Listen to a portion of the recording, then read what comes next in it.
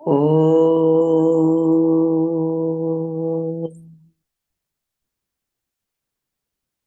ॐ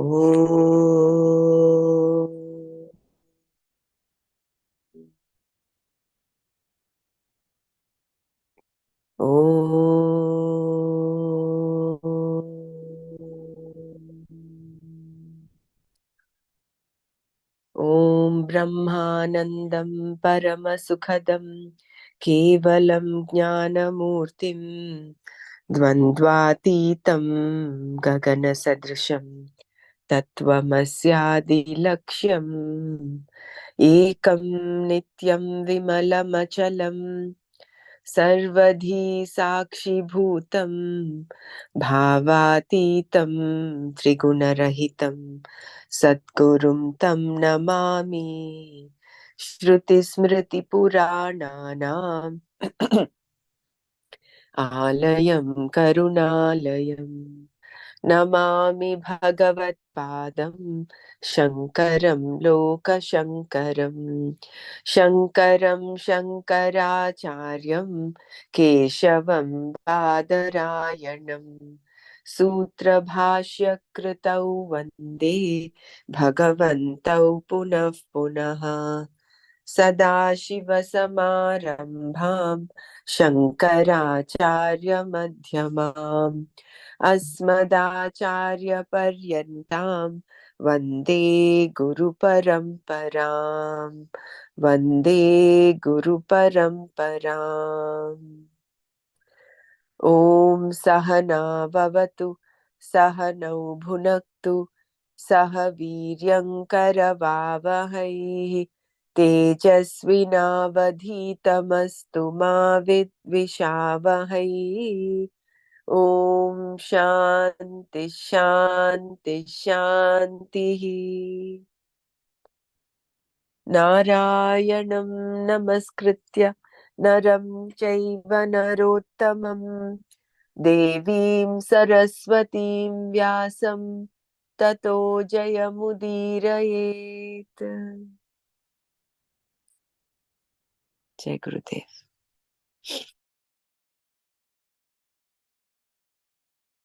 जय गुरुदेव। ओम श्री परमात्मने नमः। अथ द्वादशोऽध्यायः भक्तियोगः। अर्जुन उवाच एवं सततयुक्ता ये भक्तास्त्वां पर्युपासते ये चाप्यक्षरमव्यक्तं तेषां के योगवित्तमाः। श्रीभगवानुवाच मय्यावेश्य मनो ये मां नित्ययुक्ता उपासते श्रद्धया परयोपेतास्ते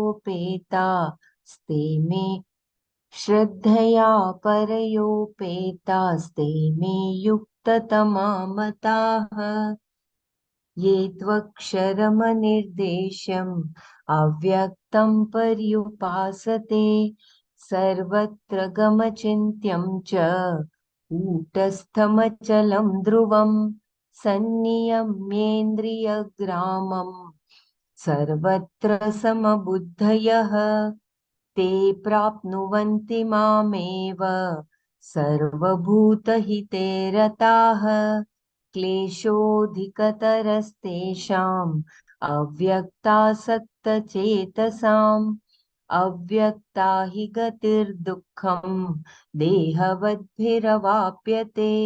ये तु सर्वाणि कर्माणि मयि सन्न्यस्य मत्पराः अनन्येनैव योगेन मां ध्यायन्त उपासते तेषामहं समुद्धर्ता मृत्युसंसारसागरात् भवामि न चिरात् पार्थ मय्यावेशितचेतसाम् मय्येव मन आधस्त्व मयि बुद्धिं निवेशय निवसिष्यसि मय्येव अत ऊर्ध्वं न संशयः। अथ चित्तं समाधातुं न शक्नोषि मयि स्थिरम् अभ्यासयोगेन ततो मामिच्छातुं धनञ्जय अभ्यासेऽप्यसमर्थोऽसि मत्कर्म परमो भव मदर्थमपि कर्माणि कुर्वन् सिद्धिमवाप्स्यसि अथैतदप्यशक्तोऽसि कर्तुं मध्योगमाश्रितः सर्वकर्मफलत्यागं ततः कुरु यतात्मवान् श्रेयो हि ज्ञानमभ्यासात् ज्ञानाध्यानं विशिष्यते ध्यानात् कर्मफलत्यागः त्यागात् शान्तिरनन्तरम् अद्वेष्टा सर्वभूतानां मैत्रः करुण एव च निर्ममो निरहङ्कारः समदुःख सुखक्षमी सन्तुष्टः सततं योगी यतात्मा दृढनिश्चयः मय्यर्पितमनो बुद्धिः यो मद्भक्तः स मे प्रियः यस्मान्नो द्विजते लोको लोकान्नो द्विजते च यः हर्षामर्षभयोद्वेगैः मुक्तो यः स च मे प्रियः अनपेक्षशुचिर्दक्ष उदासीनो गतव्यथः सर्वारम्भपरित्यागी यो मद्भक्तः स मे प्रियः यो न हृष्यति न द्वेष्टि न शोचति न काङ्क्षति शुभाशुभपरित्यागी भक्तिमान्यः स मे प्रियः समशत्रौ च मित्रे च तथा मानापमानयोः शीतोष्णसुखदुःखेषु समः सङ्गविवर्जितः तुल्यनिन्दास्तुतिर्मौनी सन्तुष्टो येन केनचित् अनिकेतस्थिरमतिर्भक्तिमान् मे प्रियो नरः अनिकेतः स्थिरमतिः भक्तिमान् मे प्रियो नरः ये तु धर्म्यामृतमिदं यथोक्तं पर्युपासते श्रद्धाना मत्परमा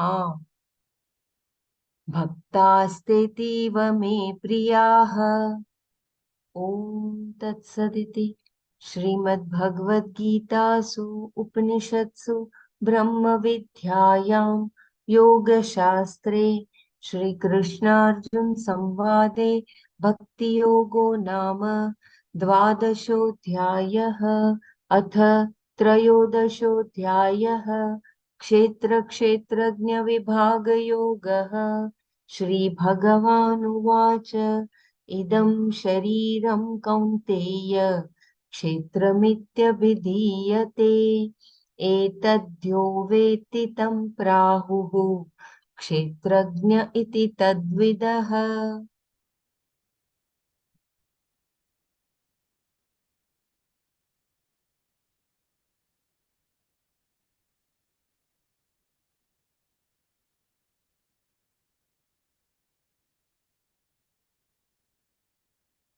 So we were looking at the verse 13. I'll just read the verse and we will yeah, Shamatam. Verse 14, I think, right? We started with the verse 14. Santushta satatam yogi yatatma dridhanishayah मय्यर्पितमनो बुद्धिः यो मद्भक्तस्मे प्रियः who is completely satisfied, who is always united, who has mastery over his mind, whose attainment is firm, whose mind and intellect are resolved in me, who is my devotee, is beloved to me. Nishaya, as we had seen, the one who has the knowledge that Atma and Paramatma are the same. and satatam santushtah, nirantara satisfied, always satisfied.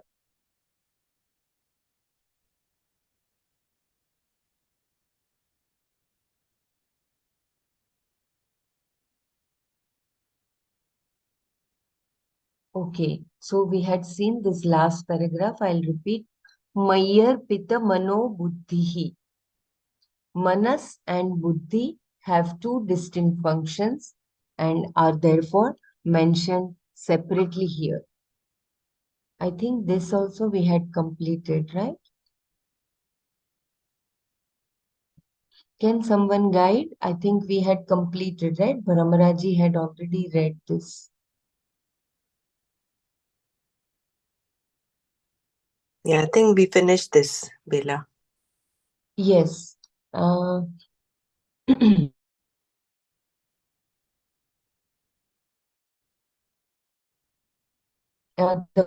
verse finish.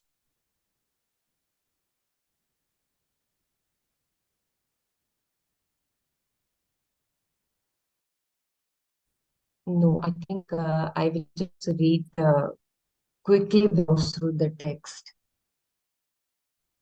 Such a jnani is my devotee and is dear to me.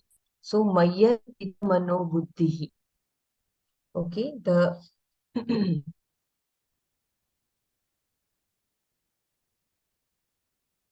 who has given me the Mai Arpite. All his doubts are resolved because his knowledge about Ishvara and Atma is one is very Dridhanishaya.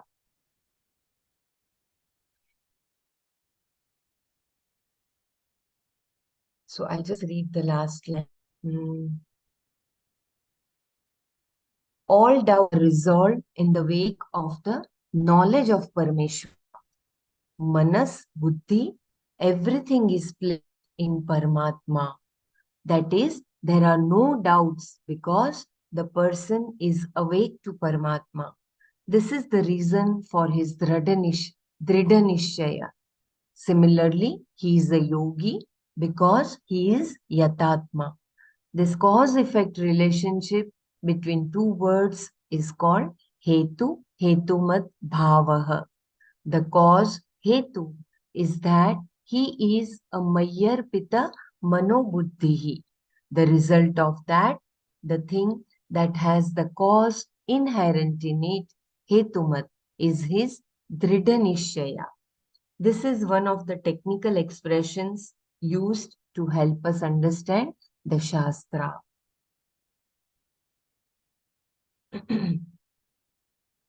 Such a jnani is my devotee and is very dear to me. The one who is like this, Bhagavan says, is my devotee, Mad Bhaktaha. Whenever Bhagavan uses the word my, there is a potential problem. It implies that there is something different from Bhagavan, as when you say, my servant, the servant is different from you. When he says, he is my devotee, Mad Bhaktaha, and is beloved to me, Sa me Priyaha. It looks as though the Lord is partial to those who praise him, like anyone else who is vulnerable to flattery. If sugar were personified and you were to say, oh sugar, you are so sweet, it would not get flattered because it is sweet by nature. If you tell a person he is sweet, however, he can feel good about it because he knows how many problems he has and for the time being he can forget them.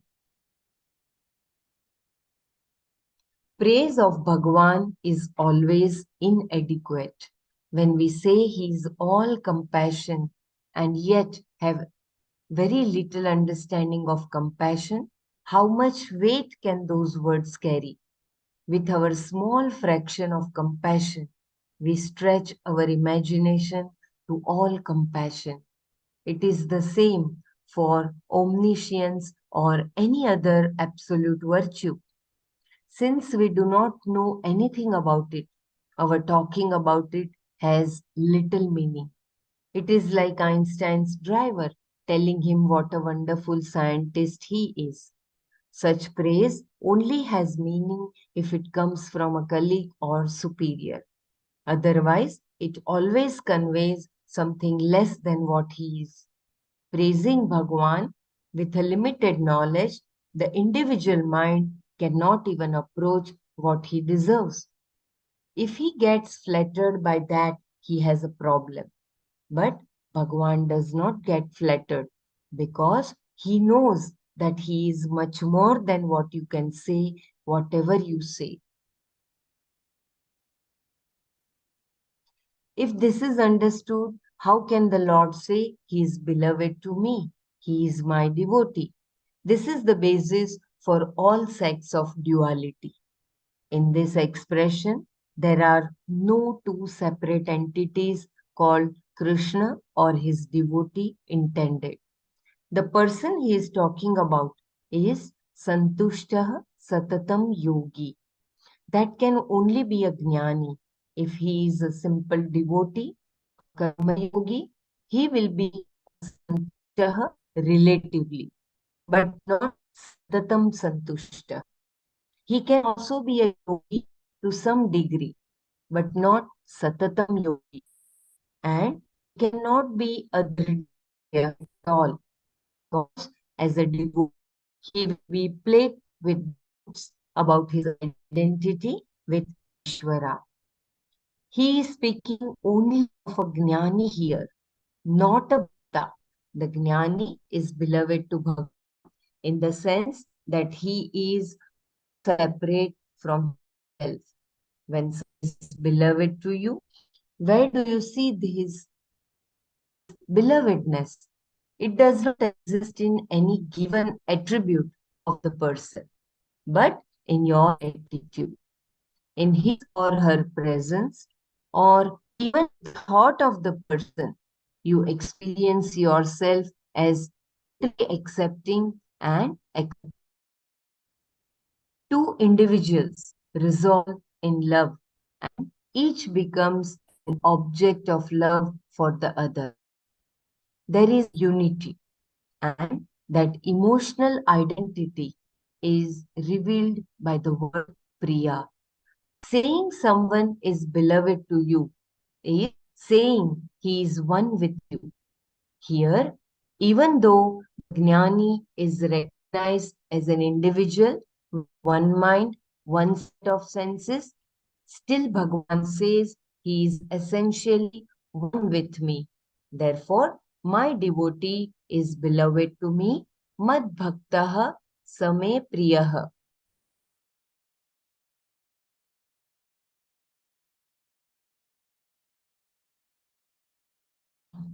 Just give me a few seconds.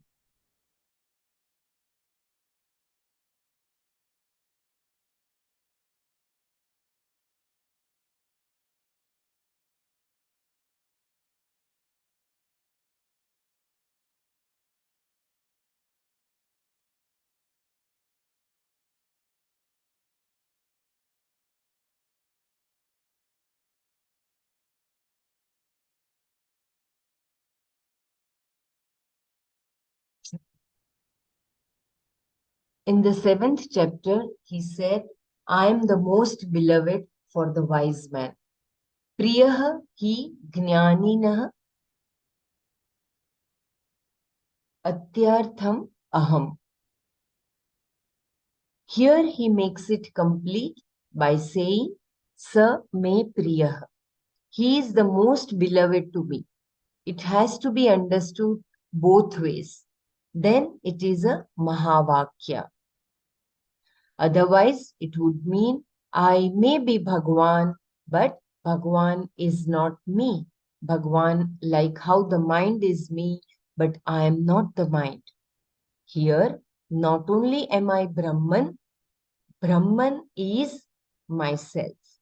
Therefore, we say both Aham Brahmasmi and Brahma Aham Asmi, which means there is no division. I will just repeat the paragraph once again.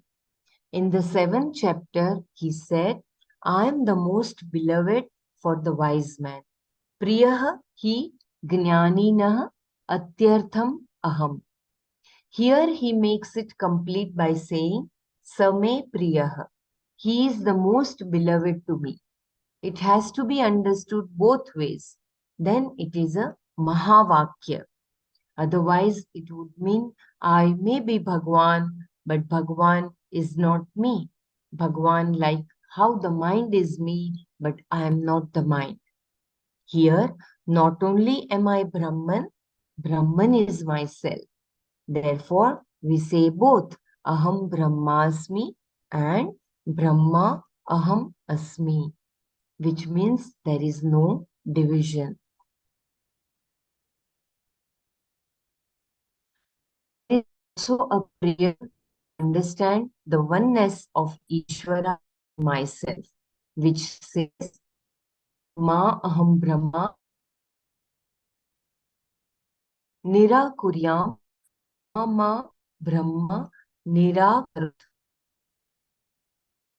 Kindly correct me if my pronunciation is wrong. Ma Aham Nirakuryam Ma Brahma Nirakaro. May not reject Brahman. May Brahman as Ishvara not reject me. As long as I see myself as separate. I think there is a breaking. Repeat.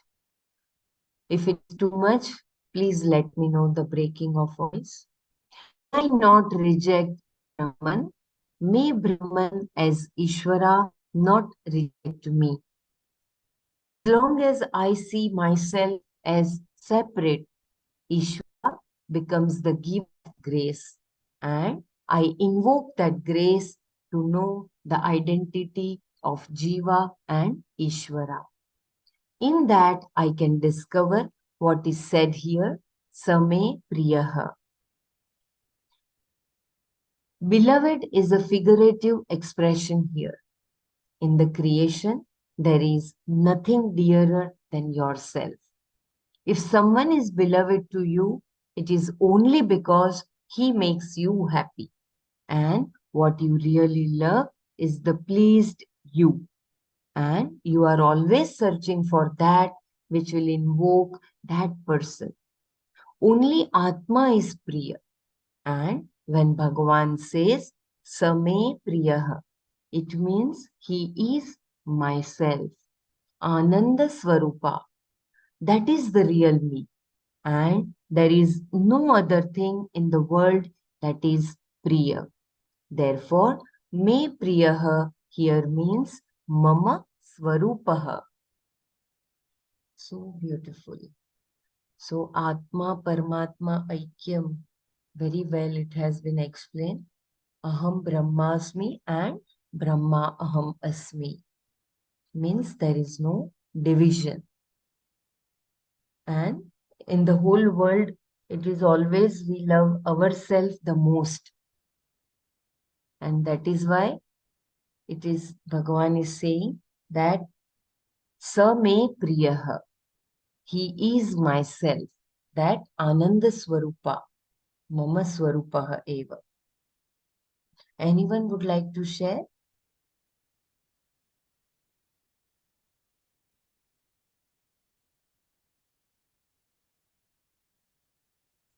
The fact that I am the mind is not me, is different here with respect to the mind. That is what it is.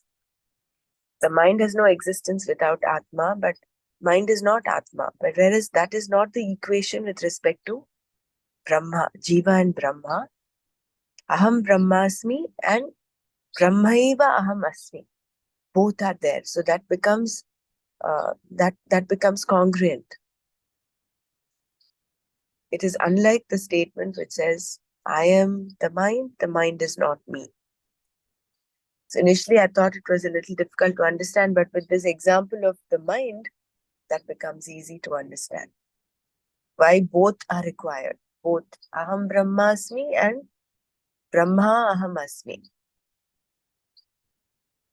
That is the one that brings in the Advaita there. Correct. And it's so beautiful that initially you begin the path with recognizing Ishvara. So there is that little Dvaita. And then you invoke his grace to recognize this identity between Jiva and Brahma. And that happens. And apparently, like what Nana mentioned in the Upanishads the other day, Atma will decide when to reveal itself. We just have to continue doing what we're doing, be patient, do that inner cleansing, and wait. Wait patiently. Have that infinite patience. When that gets revealed, we wouldn't know.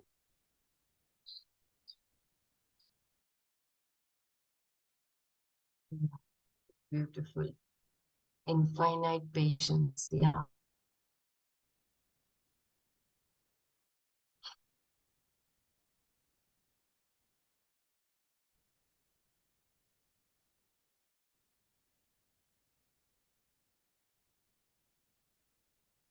Further describing the Gnani, one says, Yasman nodvijate loko, lokan nodvijate jayah, harsha marsha bhayodvegaihi, mukto yasya me priyah. Yasmat, the one because of whom, lokaha, people, na udvijate, do not get disturbed. Cha yah, and who, lokat, because of people, na udvijate, do not get disturbed.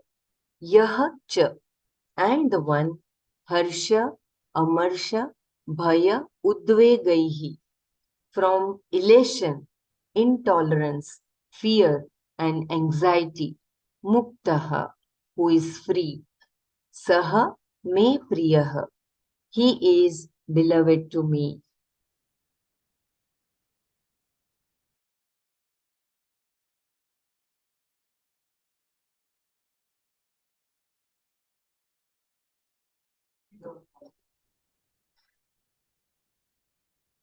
यस्मात् लोकः न उद्विजते च यः लोकात् न उद्विजते यः च हर्ष अमर्ष भय उद्वेगैः मुक्तः सः मे प्रियः.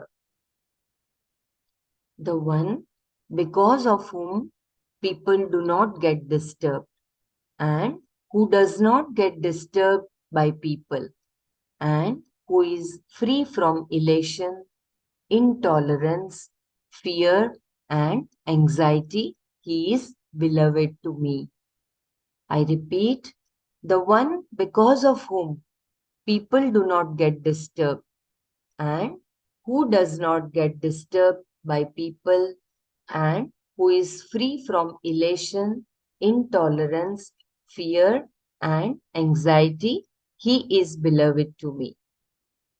People do not get disturbed by him, nor does he get disturbed by them.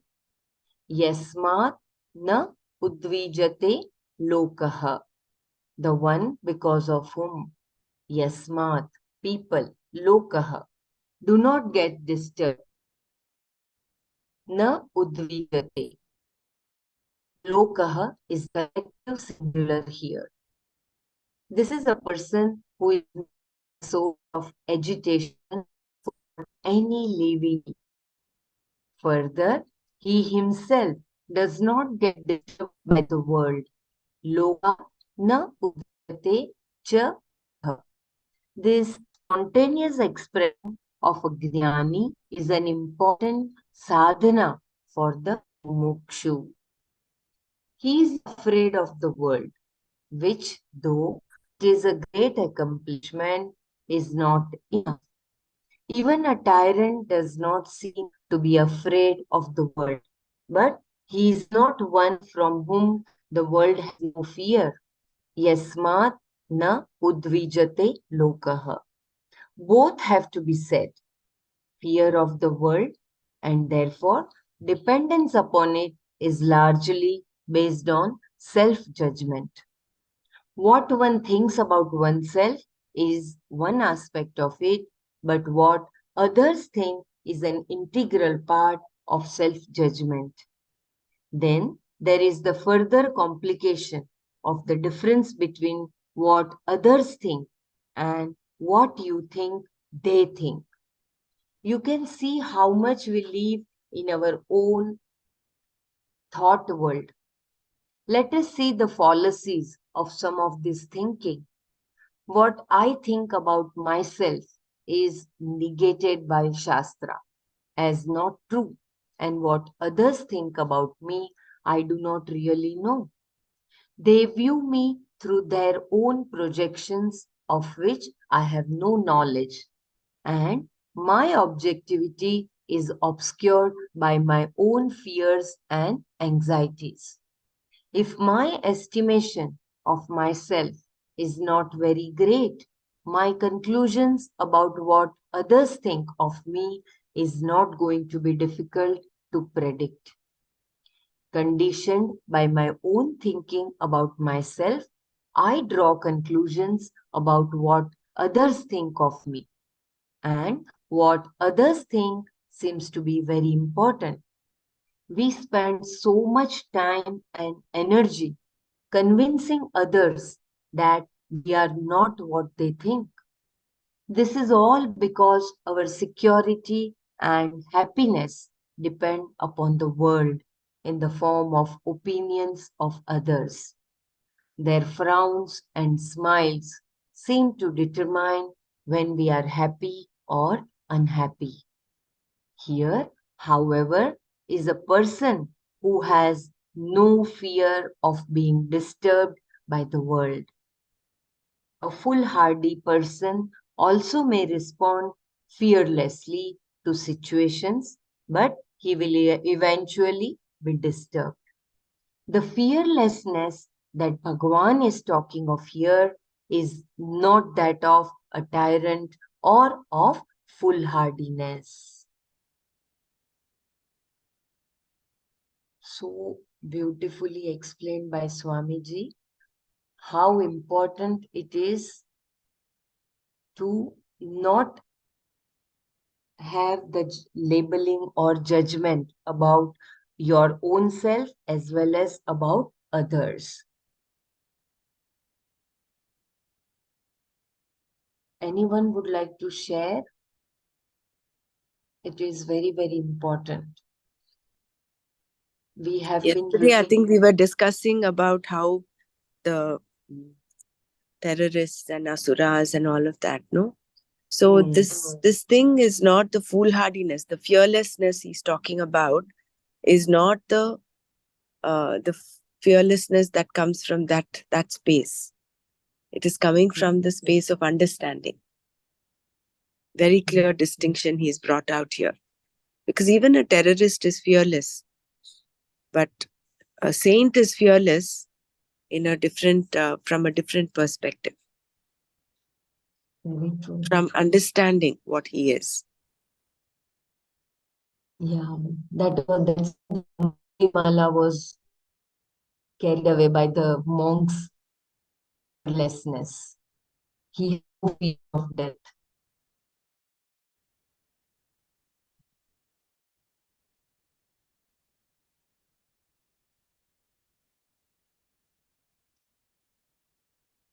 You can be disturbed by others only to the extent that you allow them to disturb you. And others will be disturbing as long as you depend on them for a sense of well-being.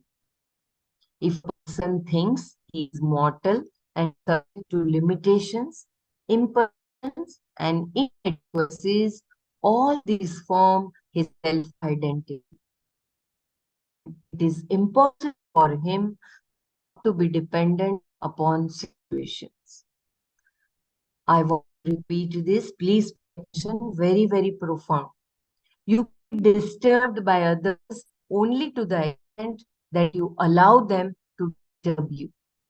And others will be disturbing as जय गुरुदेव बेला जी, थोड़ा problem Yeah, है सुनने। is it? Can someone take over the reading part? The breaking of voice? Yes. Oh, anybody, Rinal ji or Soma ji or somebody can help.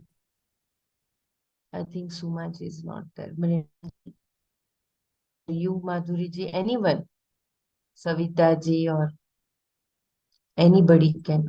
Okay, I'll read if nobody is reading. Yeah, Dhanyavad, Or Dr. Savita ji. Dr. Brahmara is not ready to read now.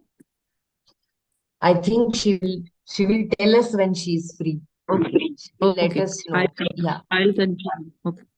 yeah, You can Dhanyavad. be It was breaking yeah. from the previous paragraph because it is very important. But I think, yeah, you can read from here.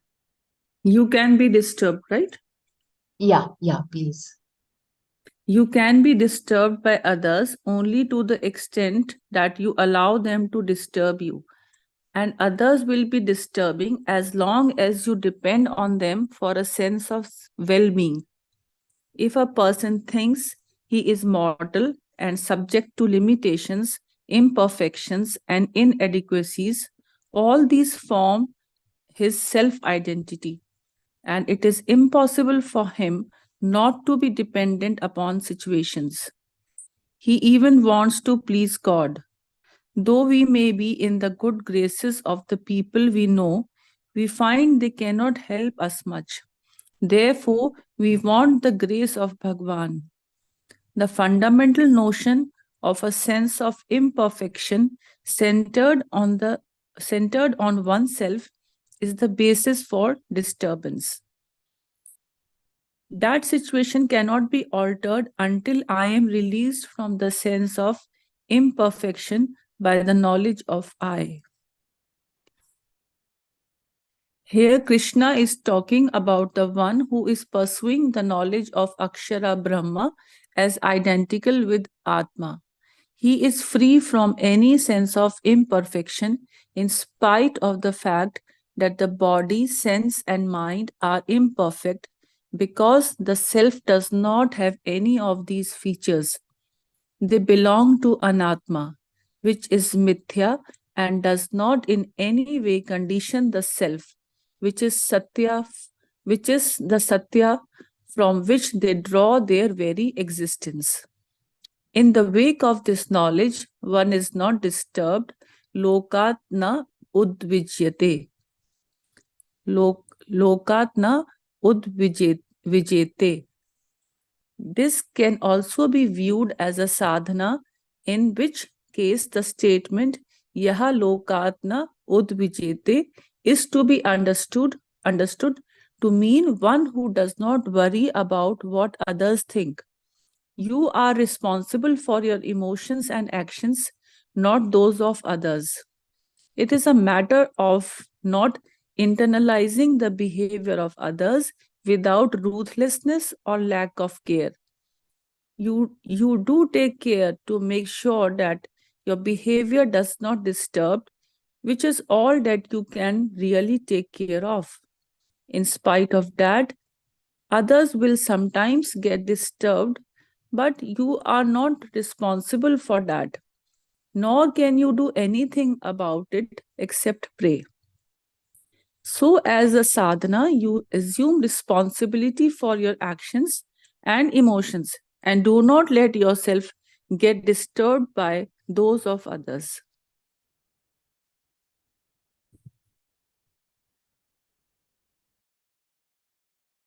Dr. Savita, can you repeat this paragraph? This can also be viewed as a sadhana or previous also. Here, Krishna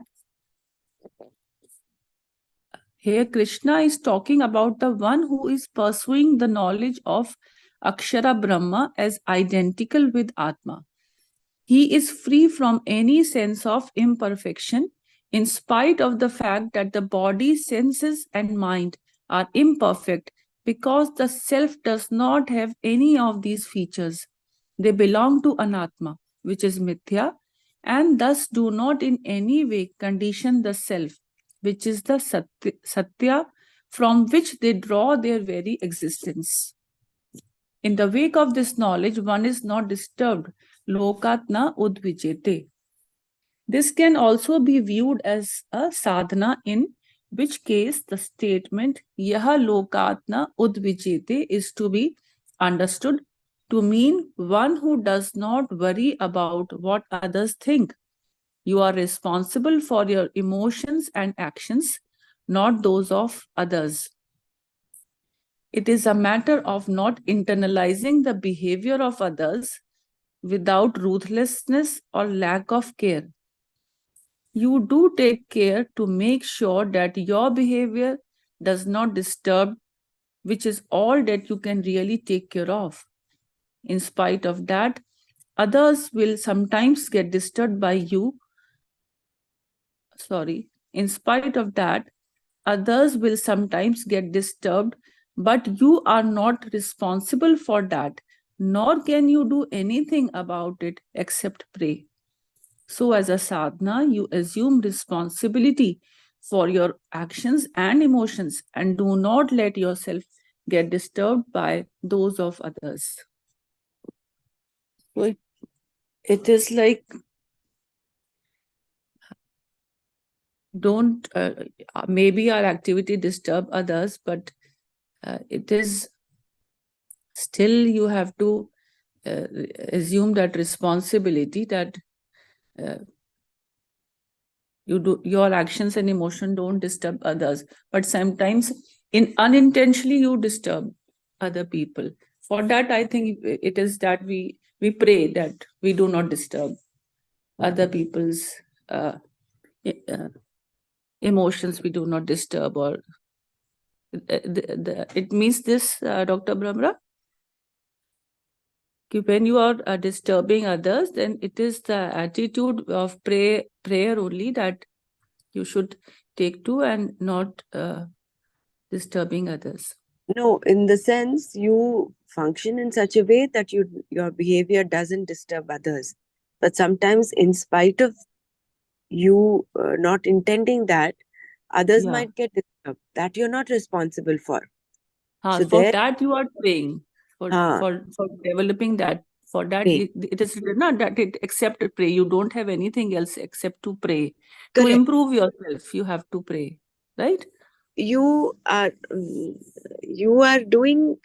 I mean, you're being in a space where you're not wanting to disturb others, but in spite of that, there is others who get disturbed. Then you cannot do anything about it. No, you just pray. Yeah, okay. I think that is To what it pray means. for others or pray for ourselves to improve. This prayer is for whom? That can you just read that once again to get that clarity? Because I think there is a little bit of lack of clarity. This can also be viewed as a sadhana, in which case the statement Yaha Lokat na Udvijete is to be understood to mean one who does not worry about what others think. You are responsible for your emotions and actions, not those of others. It is a matter of not internalizing the behavior of others without ruthlessness or lack of care. You do take care to make sure that your behavior does not disturb, which is all that you can really take care of.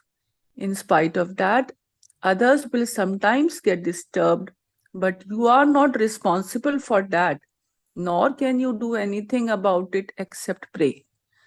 So you're praying that they understand you in the right way, because you are working in a way, you're acting in, you're behaving in such a way that you're not wanting to disturb others. Yeah, but still sometimes it happens that, you're not people take you responsible. otherwise. Yeah. Okay. So it is for that they develop a positive attitude towards you. This is, I think, what it is meant here. No? They take you in a positive sense. Though you are doing right, but they are taking you as wrong. For that, you have to pray. So as you assume responsibility for your actions and emotions, and do not let yourself get disturbed by those of others. So Yes. that is, see, there are two things here. One is you taking we taking responsibility for our actions and emotions. So that means what? We are not getting disturbed by others' behavior. Right. But the reverse is also true. Others do not get disturbed by you, by the jnani, by his behavior. But sometimes others can get disturbed, may get disturbed by your behavior. Like you're indifferent to something because you don't intend any harm, but you're just indifferent. That indifference itself might disturb others. So then you just Right. let go and pray.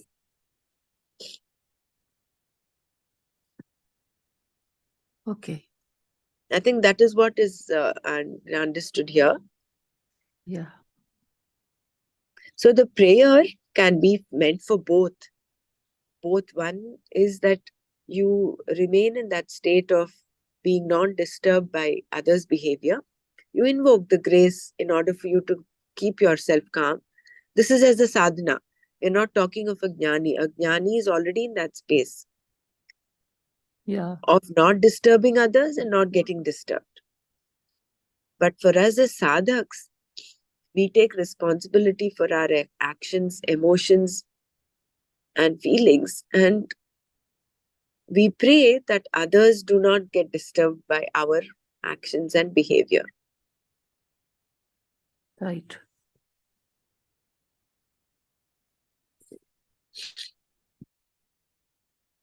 So, next paragraph. And the Hari world, Om. yeah, Brahmaraji, here our actions and inactions also we can say, because sometimes even if you remain quiet, people will get disturbed.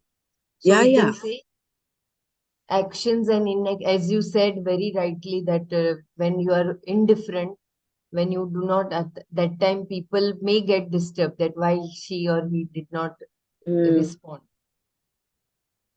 Yeah, Which this okay. is is the So again a action and negative quality, showing that coldness is also a negative quality. So, showing that indifferent, that coldness, it is, though you are not speaking, but your body language is saying, so it is again the negative quality. no, I see. It depends on from what state of mind you're coming with that. You're indifferent or you're remaining silent. With what state of mind? If you look at Ramana Maharshi, so many people went to him, but he remained silent. That does Yeah, not mean that he was silence aloof. is, It's yeah, different, that isn't it? silence different. So it Yeah. depends on your state of mind. Are you being aloof with that attitude of should I say of arrogance, or you know of being adamant or stubborn? Are you coming from that space, or are you coming from the space of understanding, of just wanting to remain silent? So it depends on the state of the mind, I think. So that only the person who's being indifferent will understand. So either which ways, there are some times you just have to remain silent.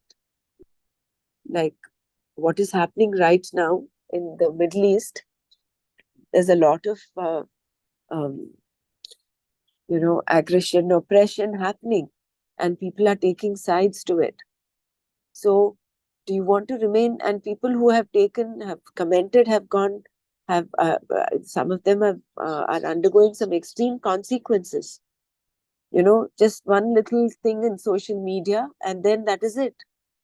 So in such a situation, would you remain silent? Would you remain indifferent? It all depends on your inner, the inner space from which you're coming from. You can remain indifferent, doesn't mean that you're not concerned about the atrocities happening. You can remain silent, still pray, meditate for world peace, for the peace that is, for peace to reign in the region. So that indifference depends on, again, the inner intention, I think.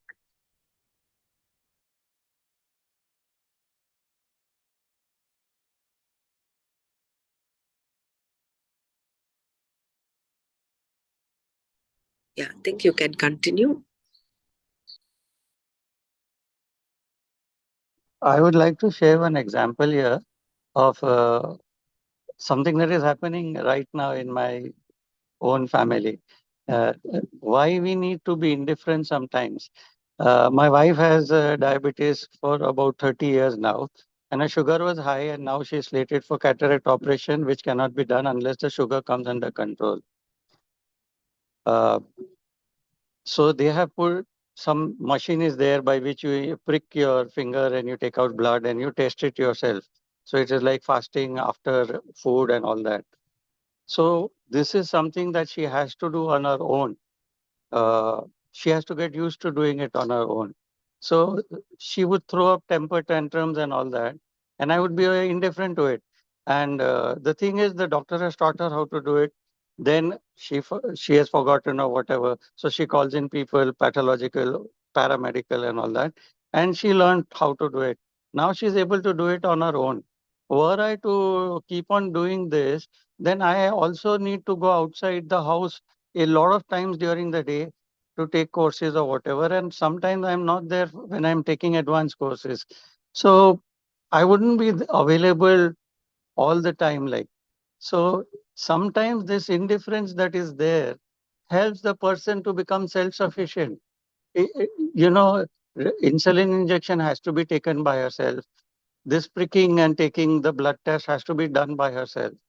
No one else can be readily available all the time, every day. Like, so even in this, what we are learning now, that the best thing is that when there we cannot control a situation is to be indifferent towards it.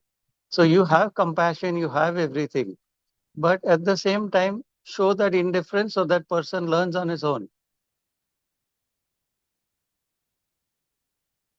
It's like a child throwing a tantrum, and a mother would be indifferent to it. But if the mother keeps on picking up the child whenever it throws up a tantrum, that will become the child's attitude. If I cry, I get what I want. Jai Gurudev.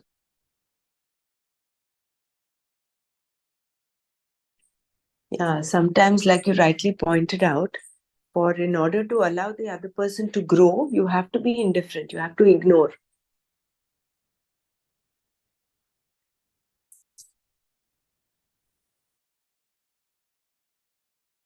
But this indifference doesn't have that note of irritation or No, it is not rage, coming and it from. is just, yeah, it is not coming from that space. It is No, out of not care that not at all. Yeah, not at all. It is not coming.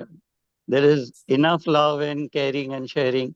And like yeah, even when the machine is showing error and all that, it's just a long press you have to do because there is a memory which stores all the earlier readings.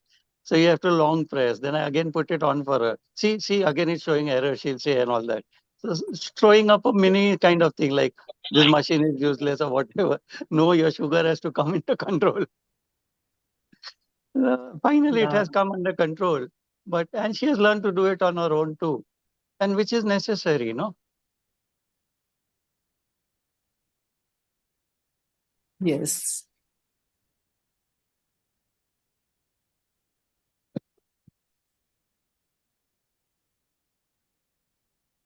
At the same time, it's like also that I have never told her off in no uncertain terms, nothing like that.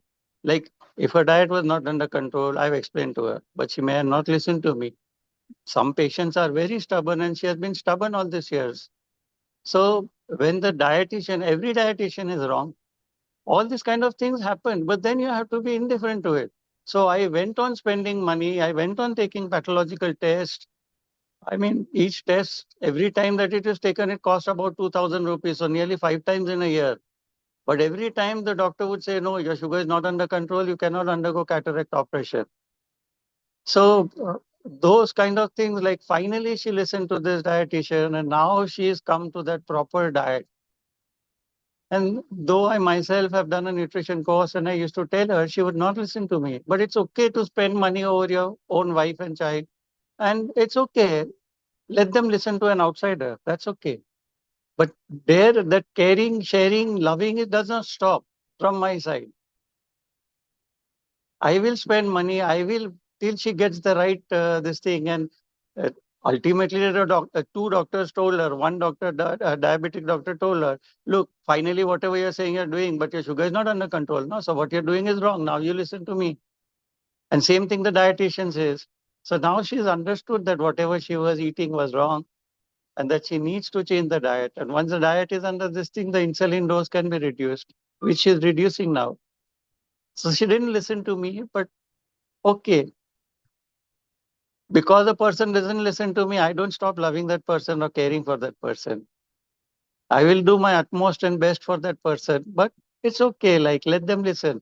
There is a saying in Hindi, "Ghar ki murgi dal barabar." So it's like that. You don't want to. If there's a That's doctor in what the I was house, maybe. remembering. Yeah. Sorry.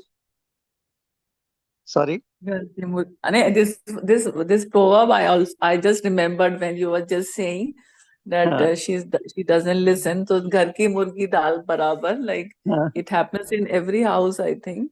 yeah. So like, I know all the yoga and this thing and all that, but she won't listen to me. But she will go to another yoga instructor and she will learn the same thing from there and she will do it. So that's okay. I mean, that's the nature of that person. That's okay. But then still, one indifference from the sense of not showing compassion is not there. That we should not allow us to become hard and harsh. We love and have compassion for that person. Okay, this is her nature and this is her level of ignorance, and tolerate it. And from there, be in total acceptance. And from there, what else can I do?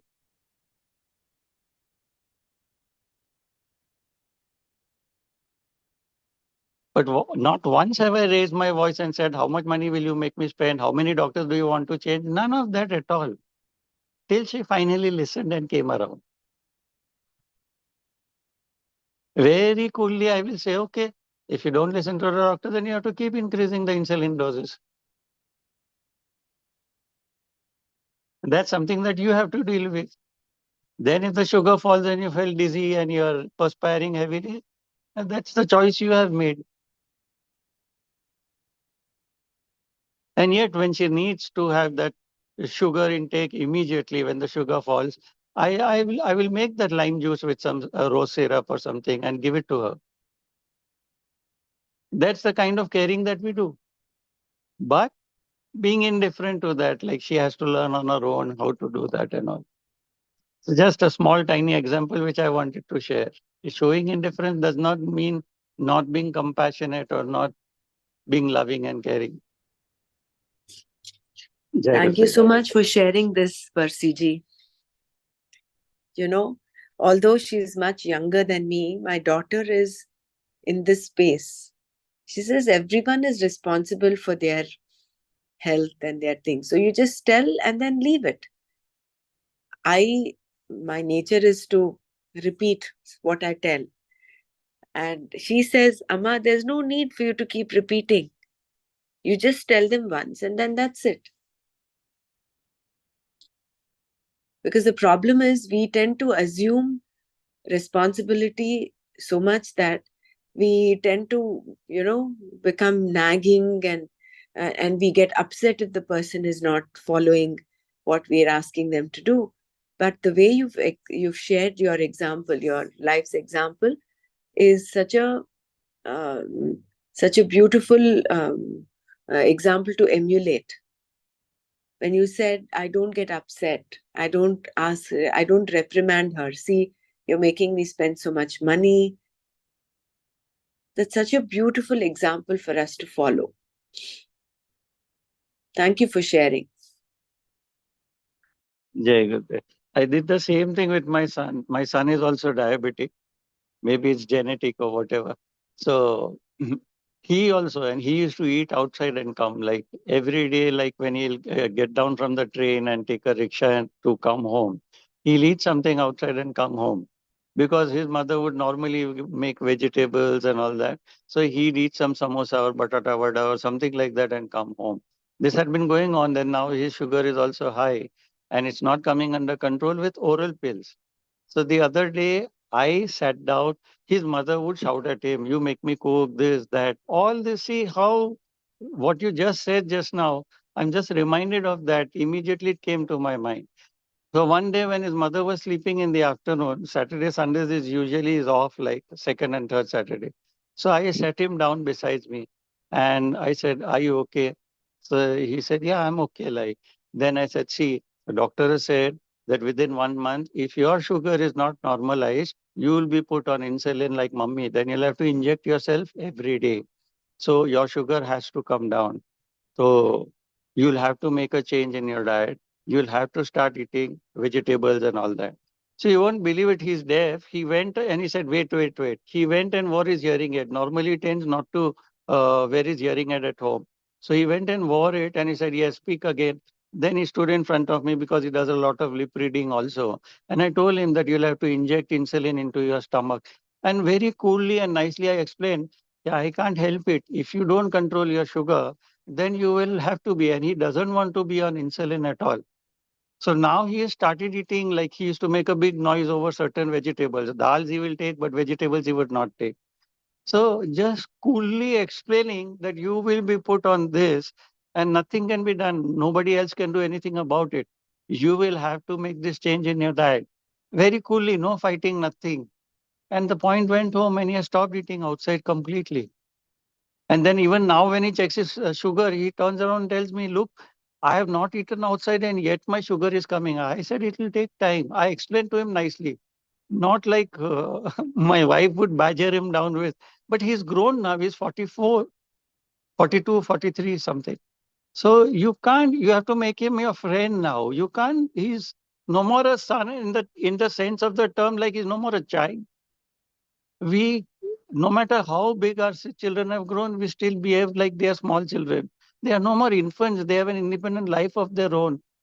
You have to talk sense, but not by getting angry, by talking in a very cool, calculated. Sometimes you even have to think before you want to express yourself so that the right words come out of your mouth when you're talking to them. And then the point goes home.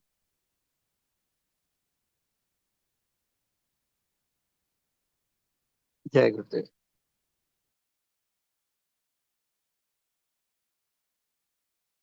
Another prayer that we need pray is for this yukti, for being able to say the right things at the right time, so that we are understood and we make a difference in the most effective manner. I have one more thing to say. Every time that we have a problem, no, we keep on looking at the problem. And how many times Gurudev has also said, if you look at the problem, it will loom large over it and it will become very big. But you shift your attention from the problem, what could the solution be? And then you'll find the solution. And that is what I keep doing. How can I resolve this issue? How can I resolve this issue? Can I do something about it? Jai Gurudev.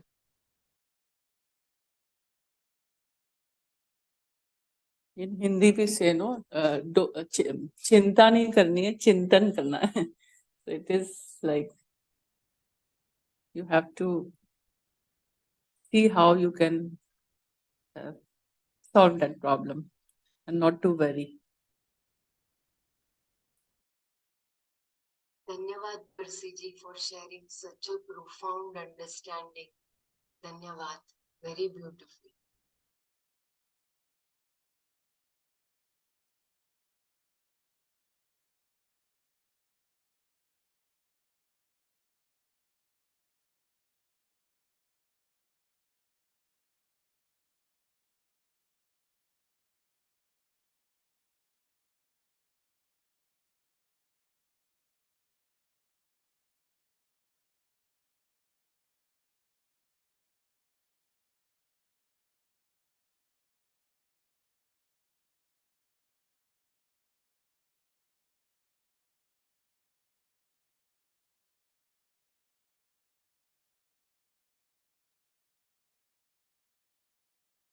Shall I continue, or Dr. Brahma, you are reading?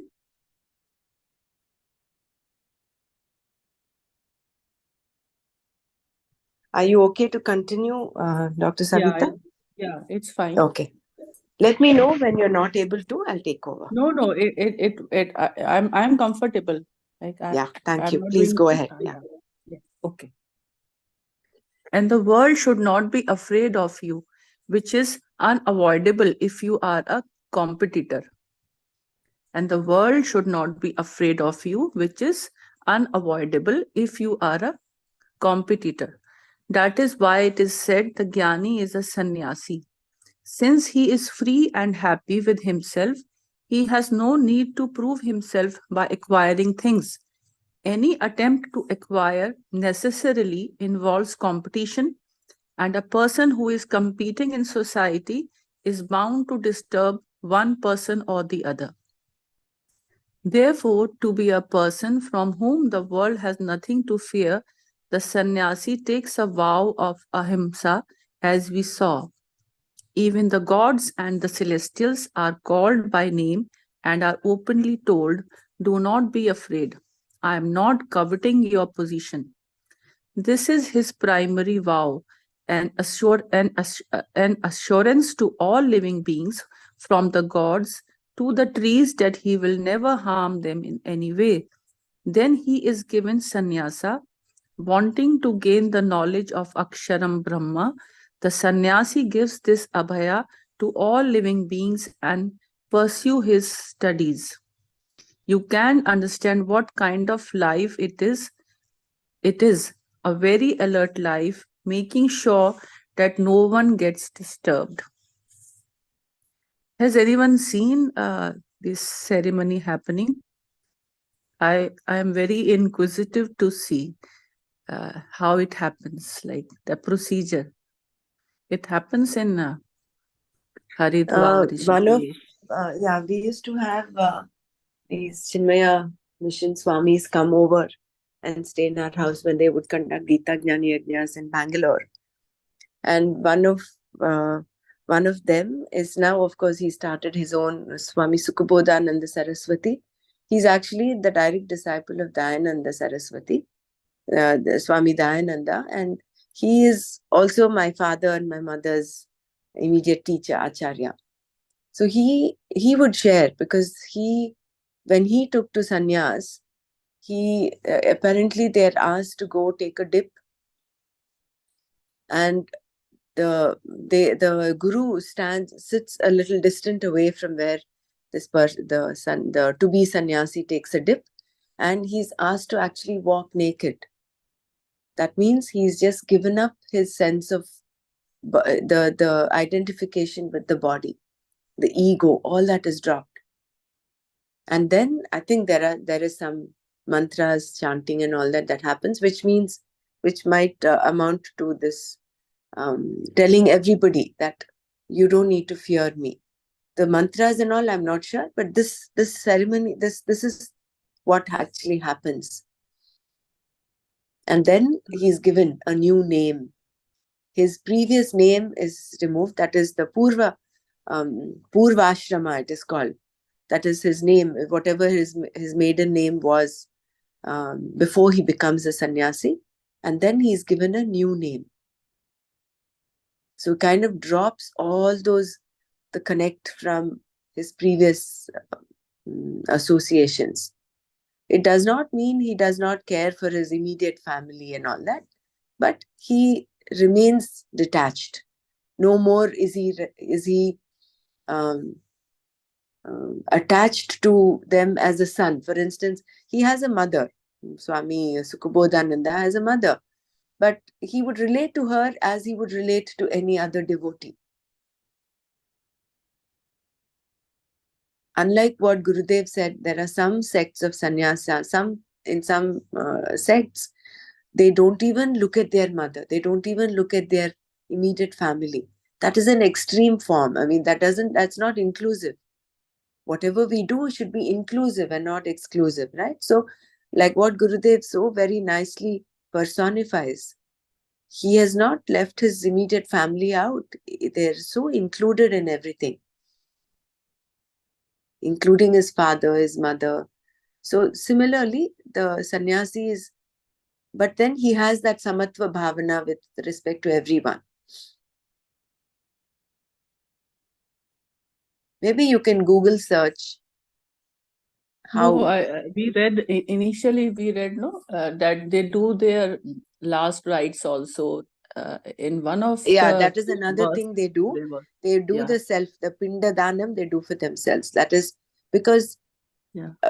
they let go of all those connects, no? So who will do it for them so that they complete even that? And that is, I think, the last um, um, last karya that they do. That is the last karma, so to say, of the naimittika karmas, because they are releasing themselves from the nitya naimittika karmas also.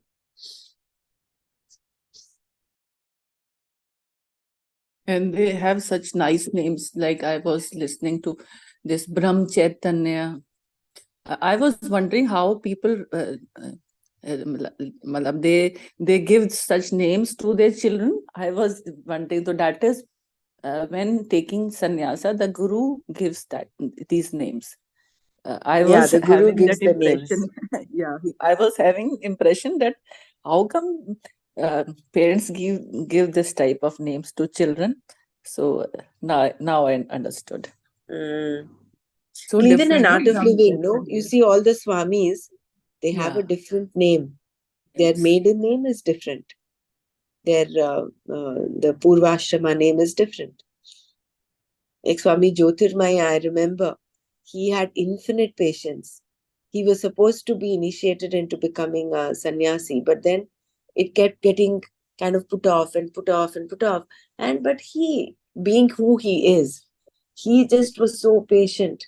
And then one day, finally, he was initiated into this, and he was given this beautiful name.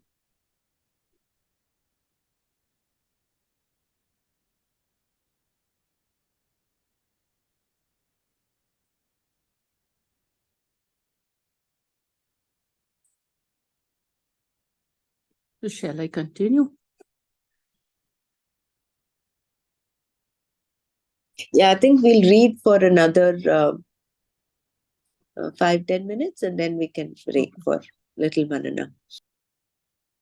Though you may not disturb others, you may get disturbed. Unpleasant situations can provoke anger, and if you cannot express it, it gets repressed and your whole personality gets distorted. Just imagine yourself as a person who does not get disturbed by the world. No matter what happens or what anyone says or does, you do not get disturbed but keep doing whatever is to be done without disturbing anyone.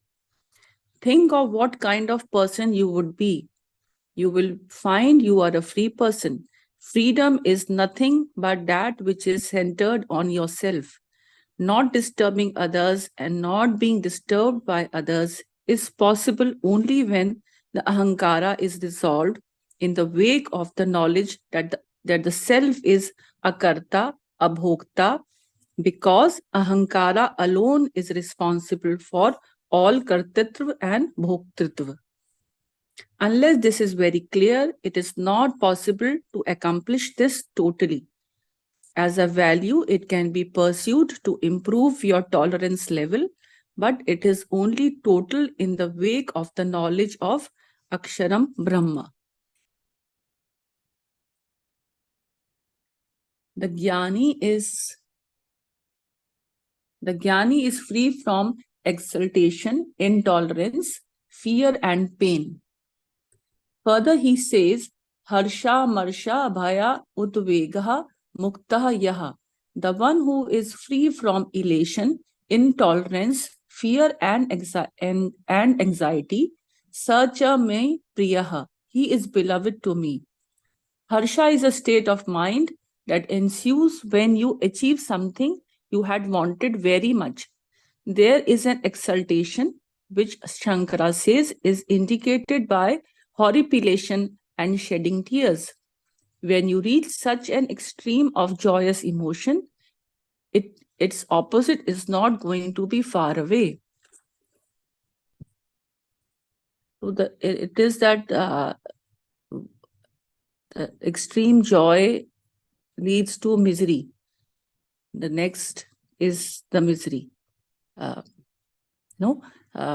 Like joy receiving with the help of any of the sense organs, it will end. And when it ends, then that blackness and that emptiness is there. So that misery happens. Yeah, that thing in second chapter, I think Matra Sparshastu Kaunteya Shitoshna Sukha Dukkada Agama Payino Nityaha Tam Stitikshasva Bhar. So when you contact the senses, it is but natural that you will have pairs of opposites come up. So here this pairs of opposite is Harsha and Amarsha.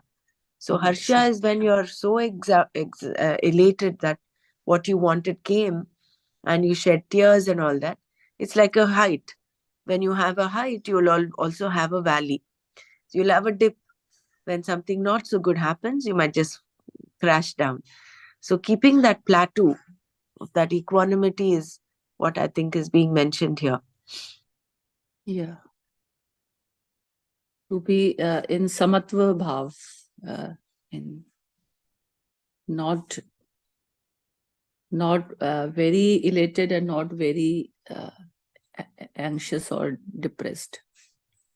Yeah. Amarsha is an intolerance which is often rooted in jealousy.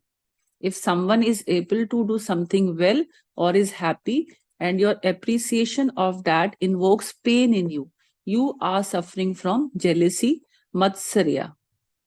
Amarsha can also express as asuya, overlooking a person's virtue and finding fault.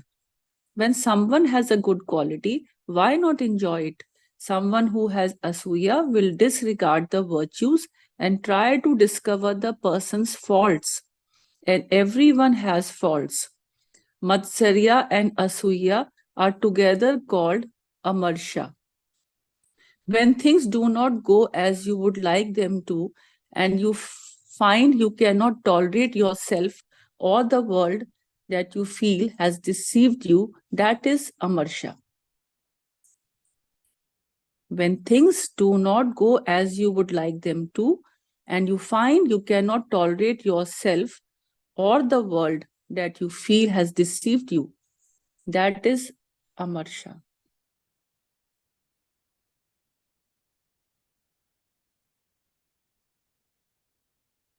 One thing I wanted to ask, like in with regard to the children, like this incident happened with my younger son. Like though he has qualities, of course, everyone has good and bad. So he has some wherever like he is deficient, I point out that. And it's not my nature to flatter anyone or speak in a way that flattering that person and saying always like praising. It's not that I do not acknowledge, I acknowledge. But still, when you are living in a house, you some part you see that this is not good and it should be improved. As a mother, you would focus on that only. So what sentence I received from him was that you are always pointing out my mistakes. You have never praised me. So I was taken so aback. I said, how come I never meaningly I never say in that fashion. I always try to coaxing him up that you should do this thing. You should problem mainly is getting up early. He get up so late, sometimes 10, sometimes 12, sometimes 1 also. So that because of that his health issues are coming, and his whole cycle is disturbed, sleeping late. So I am worried about that. So in that respect only I was talking, but he said, you never praise me. You always take my like You always point out my mistakes only. So I was rather I was hurt also, not to the very much extent, but his statement, somewhere it shook my inner being. I just wanted to know uh, how should I act in such situations where. Yeah, see, normally we talk, thank you for sharing this, Dr. Savita. We talk of positive reinforcement, no? Not negative reinforcement. But as parents, this is the mistake that we normally do. It's not just you, most parents, even including me, till I realized this thing about positive reinforcement. Negative reinforcement is you pick up whatever is not right and you go on pointing it. Whereas positive reinforcement is when they're doing something right, you praise that, you bring it up, and then that behavior will continue. When we do negative reinforcement, you're actually reinforcing that negative behavior. So that is why there you just educate once and then let go. I know as mothers it is difficult because we see that in and out, and we take that responsibility for them, and therefore we tend to be in that nagging mode, keep repeating ourselves. But I think we should just step back, like what Percy ji did with his the situation at home. Step back, and then with older kids, teenagers and above, you just tell them, I have something to share about you, tell me when you are ready to listen, rather than just tell them whenever we think we should tell them. So that will kindle that interest in them, that curiosity as to what is it about me that my mother wants to tell me. So when they take that responsibility and they come to you, yes, now I'm ready, please tell me. Then when you tell them, it tends to make a difference. So these are some things that might help. But remember that positive reinforcement is important. It is not that you keep on praising, but it is important to recognize and acknowledge that positive behavior as well.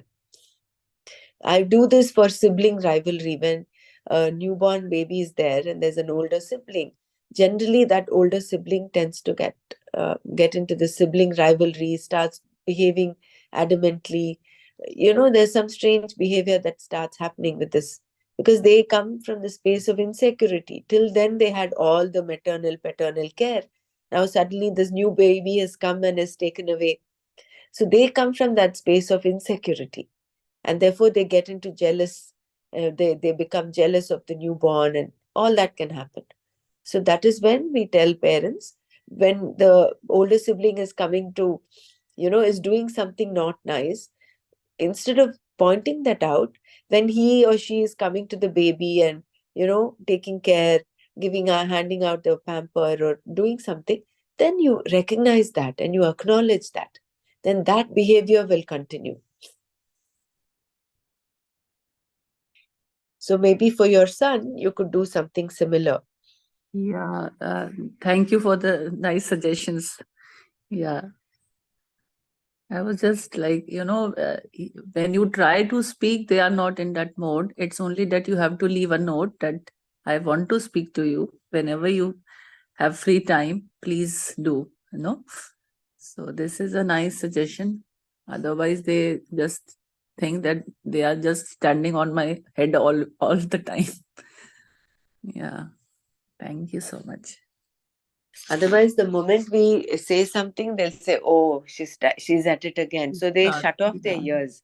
So you'll only end up being frustrated in the sense you keep saying, but nothing will happen. It's like they say, rain falling on the buffalo. So it makes no difference.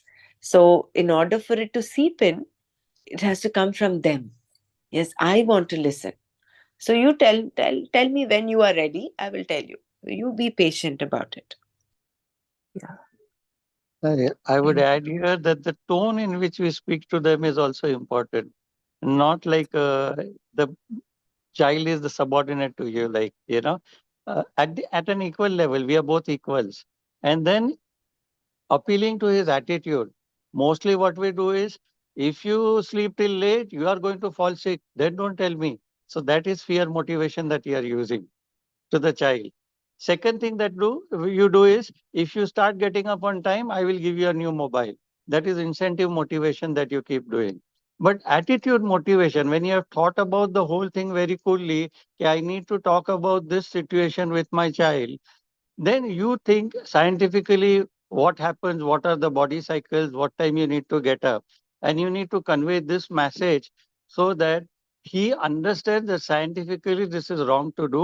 You tell it in a very cool and calm manner to that person. You convey your message and say, now it's up to you whether you want to maintain your health or you want to spoil it. Every time that you're falling sick, you are not such a big dullard that you won't realize that this is the reason why you're falling sick or you're picking up ailments. So if your health is suffering, this is the cause why it is happening. You're not following the body cycles. You're not aware of your inner organs. The factory is working for 24 hours over there without a break. There is no holiday, no Sunday holiday, nothing over there. And if you don't take care of your body, you don't work according to the cycles, and then the body will, renege against you and you will fall ill. So choice is yours. When you give a choice, then you're talking as equals to them. And you're giving the scientific data for carrying that message across. Jai Gurudev.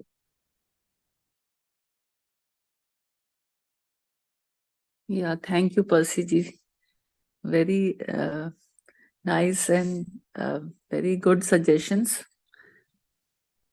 But main thing is that they just say, "I know." This sentence, "I know all," is a very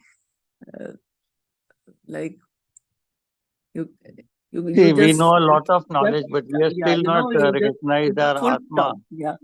Yeah. Yeah. We have not recognized our Atma or whatever. Na? So we are also into knowledge, but we have not. So they have a lot of knowledge, but just as we say Nidhi Dhyasa, putting the knowledge into practice. So then the right words have to come out. When you know that he's saying, I know every time, then you say, okay, having knowledge is one thing, but a wise person will put that knowledge to his advantage. Yeah. So are you being wise? If not, then it's your choice. So using Right. the right words only will get the point home. And showing that little bit of indifference that you will have to suffer. When you are caring and sharing, then he knows that mother will always look after me when I'm sick. You will have to go through pain and turmoil. So that kind of over loving is also not there. The correct attitude motivation is there. And don't mother the child. You have to be friends once the children are grown up, especially if they are teenagers and beyond. Then you need to make them your friends. They are no more your They're children. all grown Yeah. ups now. Like Yeah. They have an he's independent life. yeah. They've come through your womb, that's all. Yeah. But you don't own them. Yes. There Yeah, is Jai Gurudev. There is one more thing that they have when they say I know it all. Many times they have wrong information also because they are access to internet and whoever impresses more, they will follow them and uh, many times I have seen mothers asking children to get up early. They have an excuse saying that, oh, A.R. Rahman, whole night he works and then he produces such a beautiful this thing. I mean, wrong kind of examples they will start giving you, and then they will, you know, uh, try to score 1 point over you. Unless you are clear about things, they are not ready to listen to you. They feel that they know it all, and then this is uh, old style. All excuses they will give.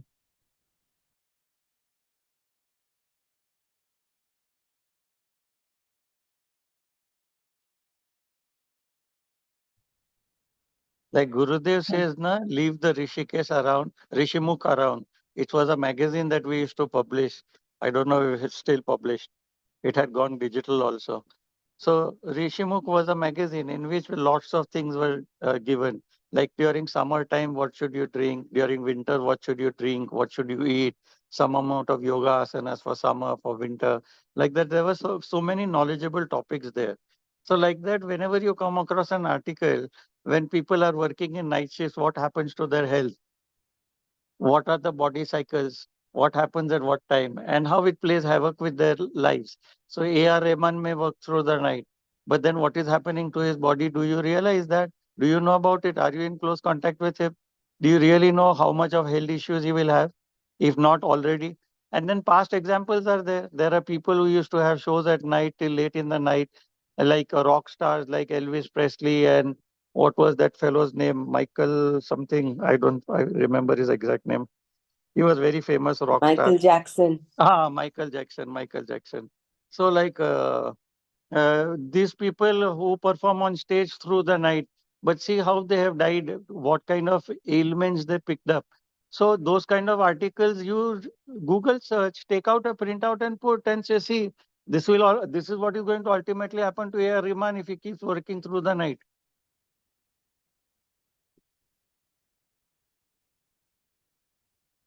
Yeah. So Yeah. that you can leave it and just Correct. leave it at that. No arguments.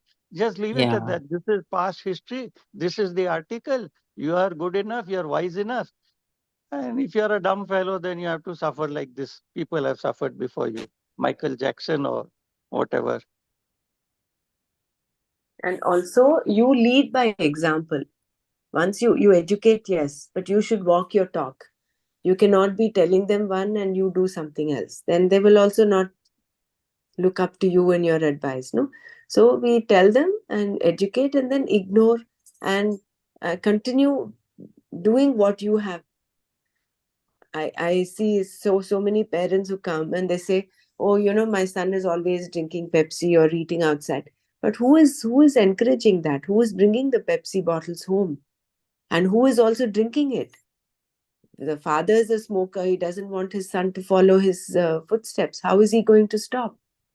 So you stop smoking, you stop drinking Pepsi, you stop eating outside so often, then you make a difference to your children. So ultimately, it is educate, ignore, as well as lead by example, walking the See, I talk. tell you, today my son is having puja in his office. He has two offices near to each other. The main boss sits in another office. They are having puja there. And usually after the puja, they give the samosas, cakes, wafer, cold drink and all that. So he was sharing with me that there are pujas where I'll be given. So what should I do? I won't be carrying my lunch today. So he said, cold drink, no. So like I said, buy water, take a small bottle of water with you and you drink that. Don't take the cold drink. That is too much sugar like in that. So he himself was sharing with me that cold drink is bad for me right now. Na? I said, once in a month you're allowed. You take the samosa. But like yesterday there was somebody's birthday, he didn't eat the cake. He left the cake out. So he himself, and then in the night he just had soup. He didn't have even the vegetables that were cooked. So he, by my just one talk with him when his mother was sleeping in the afternoon, I just told him very nicely what would happen to him. See how the drastic changes come into this boy. So how coolly you talk, what you need to speak, everything, you have to see. Ultimately, we are parents, so we have to bring about the changes that we want to see in our children. But how do we convey the message is very important. Today, yesterday, when he was telling me that there are two pujas and should I avoid the cold drink, I felt so nice that now see, he has understood my message and is already following it. That is all that we want. Why do we want to that I am right and you are wrong? No, don't operate from that. We are friends. I care for you. I want to see you healthy and happy. Jai Gurudev. Very nice discussion. Lovely sharing today. Yeah. Very nice. So shall we continue tomorrow? I think we just marked the paragraph. I think we can do this 390, page Harsha 390. Marsha one more time. Yeah. Yeah. Tomorrow. Page And he's also fear from Bhaya. We'll continue this tomorrow. This is shloka number 14, isn't it? This is 15 shloka. 15th. Shloka Okay. 15. Yeah. 15. The Jnani is free from exaltation and intolerance. Page number Clear. 390. You can mark this page, Belaji, and then we'll continue. Yes, Happy Vijay Dashmi to everyone. Yeah. Let's all pray for Happy that Vijayadashmi. inner victory. Inner Yeah. victory. The victory in our own mind against all the negative tendencies, and let the positivity reign. Jai Gurudev. Om Loka Samasta Sukhino Bhavantu. Om Shanti Shanti Shanti. Om Tat Sat Shri Krishna Arpanamastu. Jai Gurudev. Jai Gurudev. Jai Jai Gurudev. Happy Vijay Lakshmi. Happy Dashara to everyone. Thank you. Virastu.